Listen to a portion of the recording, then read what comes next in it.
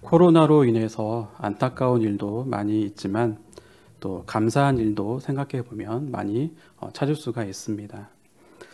인터넷과 또 유튜브로 우리 성도님들과 함께 이렇게 단결할 수 있다는 것에 참 감사하게 되더라고요. 보통 오프라인으로 특세를 하게 되면 많게는 한 50명 정도 이렇게 모였었는데, 이번에 특세를 참여하시는 분들을 보니까 가정이 한 50가정 정도 되더라고요.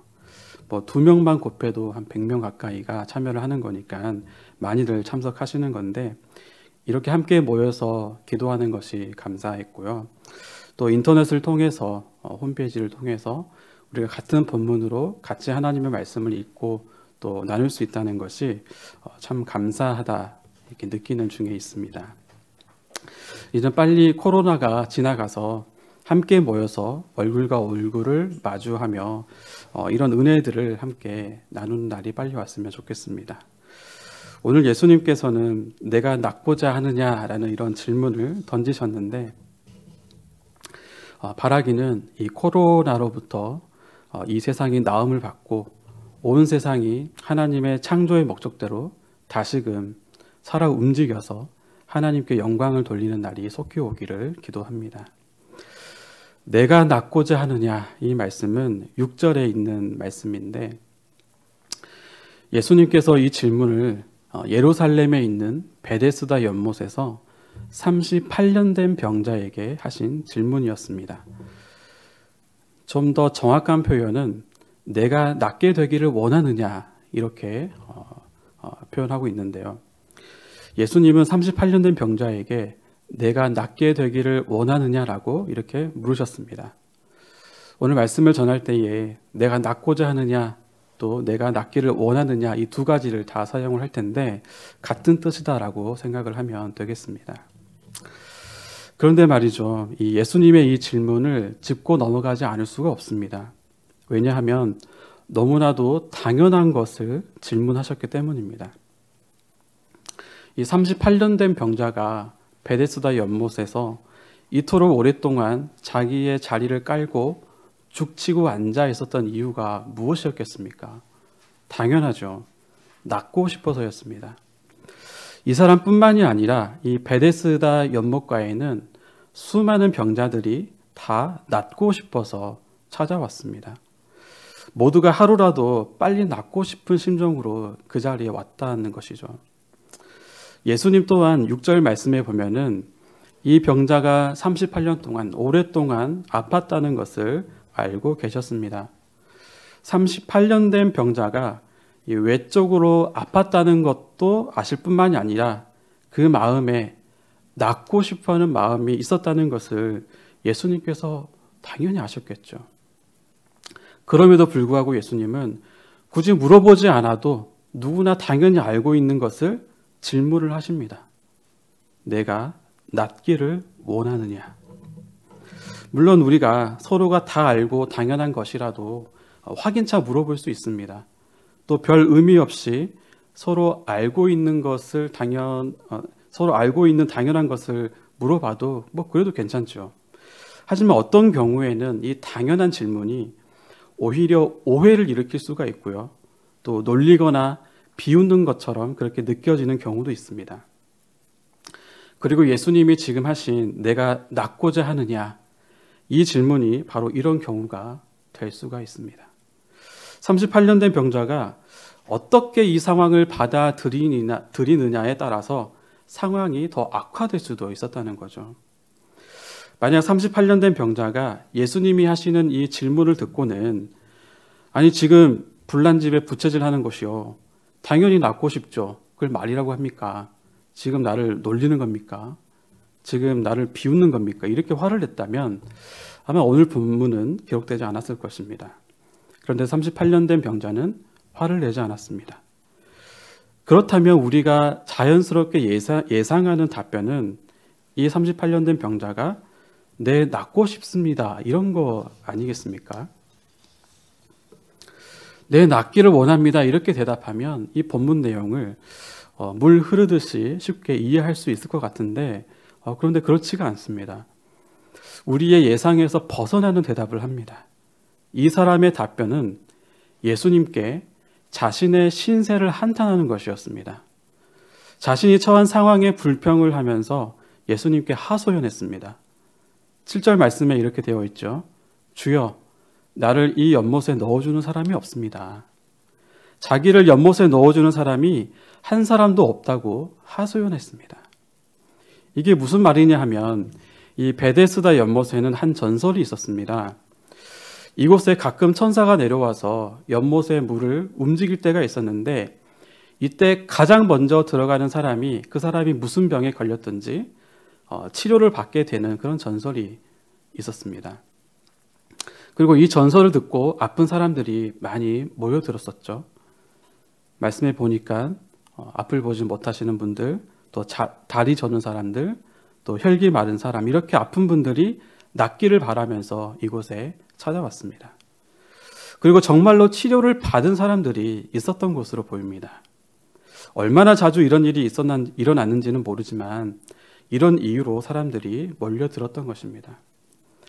그런데 38년 된 병자가 여기까지 왔음에도 그가 치료받기에는 큰 걸림돌이 있었는데 그것은 바로 그가 가지고 있던 병이었습니다. 학자마다 이 병을 절름발이로 보기도 하고 또 중풍병으로 보기도 하는데 팩트는 이 사람이 자기가 걸린 그 병 때문에 연못에 빨리 가고 싶어도 자기가 연못에 가는 동안에 다른 사람이 먼저 연못으로 들어갔다는 것입니다. 매번. 얼마나 힘이 빠졌겠습니까? 제가 군대에 가서 신병 훈련소 때 이 선착순을 했던 기억이 아직까지 있는데 선착순은 아시다시피 1등을 해야 되잖아요.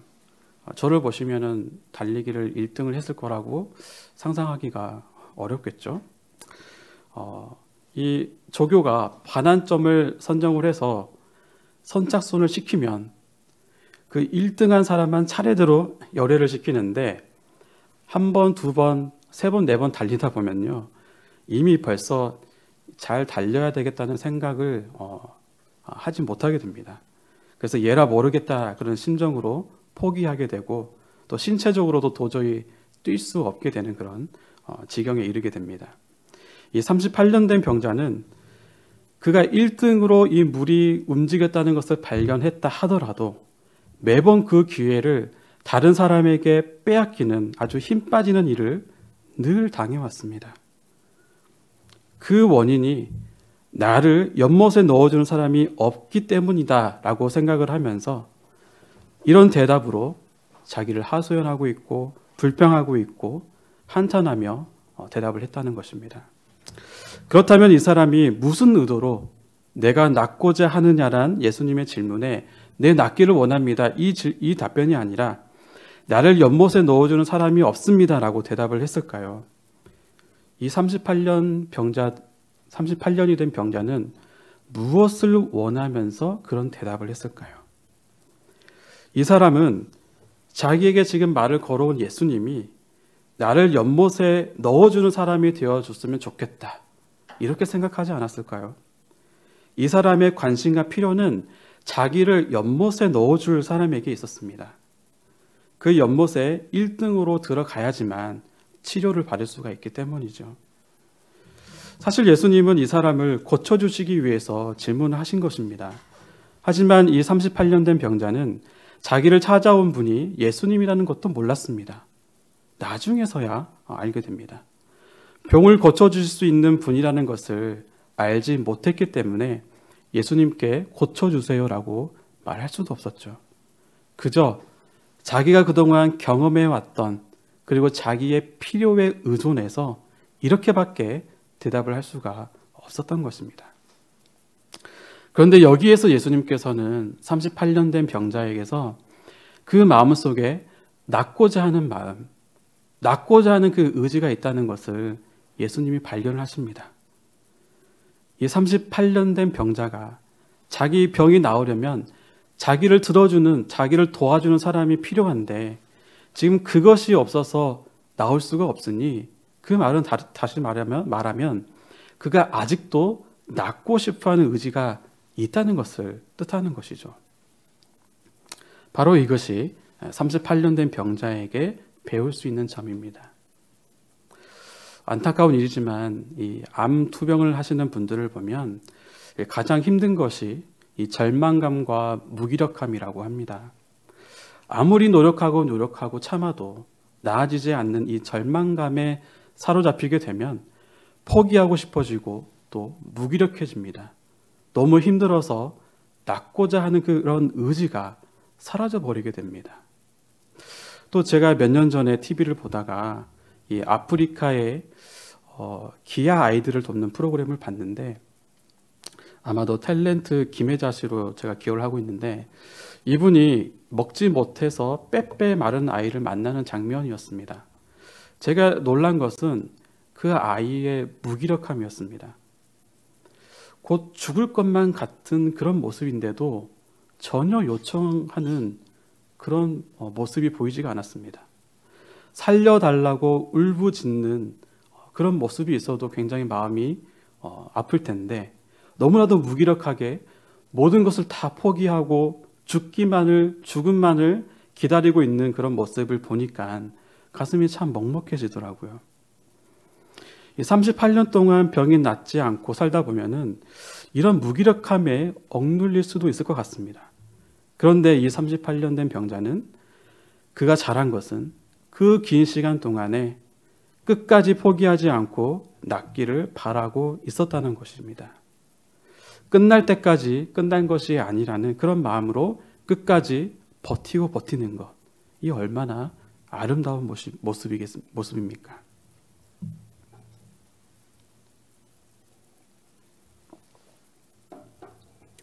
이 38년 된 병자가 아직도 나올 수 있을 거라는 그런 희망을 놓지 않는 그런 대답을 예수님께서 들으시고는 그 사람을 고쳐주신 이야기가 오늘 본문의 내용입니다.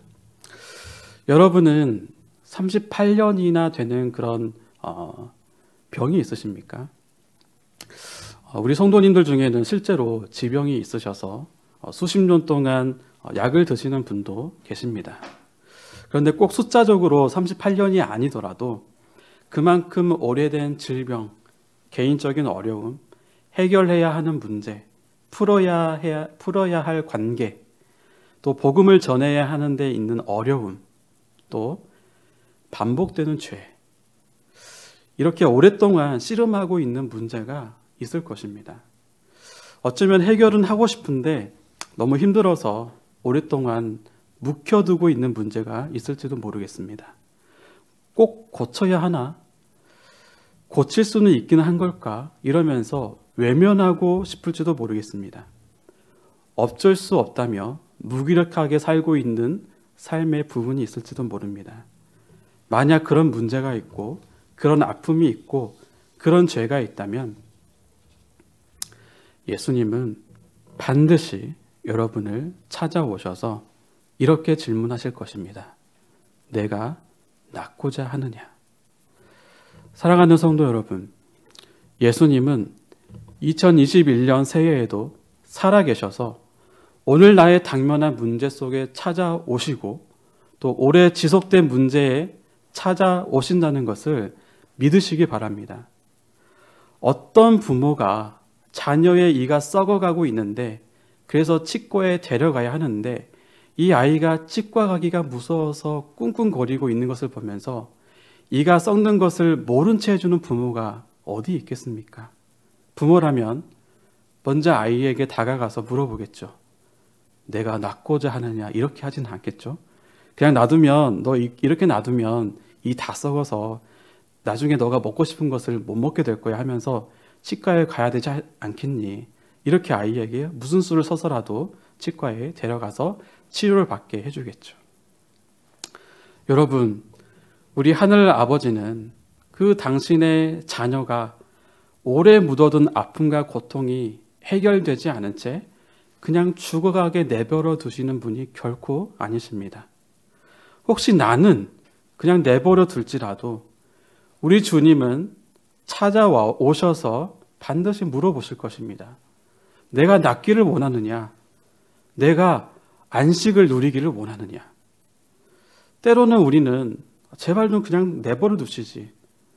어차피 보니까 고쳐주실 것 같지도 않아 보이고 저 놀리는 겁니까? 저보고 도대체 어쩌라는 겁니까? 이렇게 화가 날 만큼 민감하게 반응할 때도 있을 것입니다. 그래도 주님께서는 그 부분이 반드시 고쳐야 되는 부분이라면 우리를 향하신 무서운 사랑을 품고 오셔서 내가 낫기를 원하느냐 이렇게 집요하게 물으실 것입니다. 그런데 여러분, 사실은 낫고 싶잖아요. 해결하고 싶잖아요. 또 자유하고 싶잖아요. 그 의지를 포기하지 마시기를 바랍니다. 내가 낫기를 원하느냐 이 음성을 들으실 때에 네 주님 낫기를 원합니다. 이렇게 대답하시기를 축원합니다. 무기력하게 있지 말고 좀 쑥스러우면 뭐라도 변명이라도 해보세요. 주님 저 낫고 싶은데 사실 저 사람 때문에 안 됩니다. 저 일 때문에 안 됩니다. 어쨌든 낫고 싶은 그 의지를 주님 앞에 표출해 보십시오. 무기력해지지 마시기 바랍니다. 우리를 잘 아시는 주님께서 우리를 불쌍히 여겨주시고 자비를 베풀어 주시리라 믿습니다. 마지막으로 이 38년 된 병자가 고침을 받은 곳은 그 베데스다 연못이 아니라 예수님의 말씀이었다는 것을 꼭 기억하시기 바랍니다. 오늘 본문 사건은 베데스다 연못에서 일어났는데요. 이 베데스다는 자비의 집이라는 뜻입니다. 그러나 실제로는 그곳이 굉장히 무자비한 집이었습니다. 천사가 내려와서 물을 흔드는 그 전설은 하나님이 정말 원하시는 일일까? 저는 좀 아니라고 개인적으로 생각을 합니다. 이 병들고 아픈 사람들은 하나님의 자비가 필요한 사람들이어서 이곳까지 온 것입니다. 그리고 동병상련의 마음으로 서로 위로를 받고 또 서로 의지하면서 위안을 받는 그런 곳이었을 것입니다. 그런데 막상 물이 흔들릴 때가 오면 이 자비의 집 베데스다는 무자비한 곳이 되어버립니다. 잔인한 곳이 되어버립니다. 전쟁터를 방불하는 곳과 같은 그런 곳이 되어버립니다. 왜냐하면 1등을 해야만 고침을 받을 수가 있기 때문이죠. 내가 살기 위해서는, 내 병이 낫기 위해서는 내 발에 다른 병자가 밟히고 치이는 것에 신경을 쓸 수가 없습니다. 미안한 마음이 있어도 내 살 길이 우선이 돼버립니다. 그러니 그 집이 어떻게 자비의 집이 될 수가 있겠습니까? 잔인한 생지옥으로 변해버린 겁니다. 그런데 예수님이 누군지 모르는 이 38년 병자는 예수님을 자기를 도와주는 사람으로 불러서 어떻게 하려고 했죠? 바로 그 생지옥으로 들어가서 치유를 받으려고 했습니다. 그러나 여러분, 이 38년 된 병자의 진정한 자비의 집은 베데스다 연못이 아니라 예수님이었다는 것을 기억하시기 바랍니다. 사람들의 전설로 만들어진 자칭 자비의 집에 그곳에 우리의 소망이 있는 것이 아닙니다. 예수님을 도구로 삼아서 자칭 자비의 집에 가서 그곳에서 문제가 해결되는 것이 결코 아닙니다. 예수님 당신만이, 예수님 그분만이 우리의 참된 자비의 집이라는 것을 기억하시기 바랍니다. 38년 된 병자는 참된 자비의 집인 예수님께 가서 치료를 받았습니다.